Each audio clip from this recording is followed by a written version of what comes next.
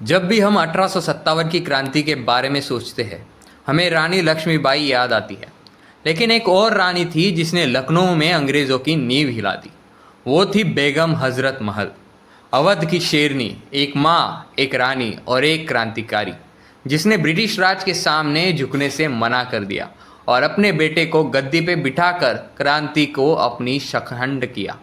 बेगम हजरत महल का असली नाम था मुहम्मदी खानून। वो लखनऊ में जन्मी थी, एक सिंपल परिवार से, लेकिन किस्मत ने उन्हें बनाया वाजिद अली शाह, नवाब ऑफ अवध की बेगम। उनका हुस्न, समझदारी और हिम्मत उनको दूसरी बेगमों से अलग बनाती थी। लेकिन एक दिन ब्रिटिशर्स ने अवध की राजगद्दी छीन ली। नवाब वाजिद अली शाह को कोलकाता भेज दिया गया और तब लखनऊ में एक शेरनी जागी। 1856 में ब्रिटिशर्स ने कहा, अवध मिसगवर्न है, इसलिए इसे एनेक्स किया जा रहा है। ये एक एक्सक्यूज़ था। सच्चाई ये थी कि अवध एक समृद्ध राज्य था। नवाब जा चुके थे, लेकिन बेगम ने अपने बेटे बिरजिस कदार को गद्दी पर बिठाया और रीजेंट बना दिया।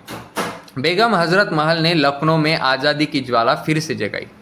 जब 1857 गदर छूटा तो बेगम हजरत महल ने पूरा लखनऊ मोबिलाइज किया। उन्होंने लोकल ताकीरदार, सिपाही और लोगों को इकट्ठा करके बोला, ये हमारा लखनऊ है, फिरंगी इसे नहीं छीन सकते। ब्रिटिश रेसिडेंसी पर अटैक हुआ। हजरत महल ने लखनऊ को आज़ाद घोषित किया। ब्रिटिश ऑफिशियल्स ने जान बचाकर भागना उचित समझा। बेगम हजरत महल सिर्फ सिंबॉलिक लीडर नहीं थी, वह हर डिसीजन में हिस्सा लेती थी। उन्होंने युद्ध के समय चुना, लोगों के मोरल को उठाया और हर दुश्मन के सामने एक कमांडर बन के खड़ी रही। उनका दरबार एक रेजिस्टेंस हेडक्वार्टर बन गया, जहां वो गुरिल्ला मूवमेंट्स और डिप्लोमेसी दोनों चला रही थी। लेकिन अंग्रेज चुप नहीं बैठे। सर कोलिन कैंपबेल की फौज ने लखनऊ पर दोबारा कब्जा करने का प्लान बनाया। फिर आया सन 1858। ब्रिटिश फौज ने जोरदार हमला किया और कई शहीदों के बाद लखनऊ गिरा। बेगम को राज्य छोड़ना पड़ा, लेकिन उन्होंने कभी सरेंडर नहीं किया।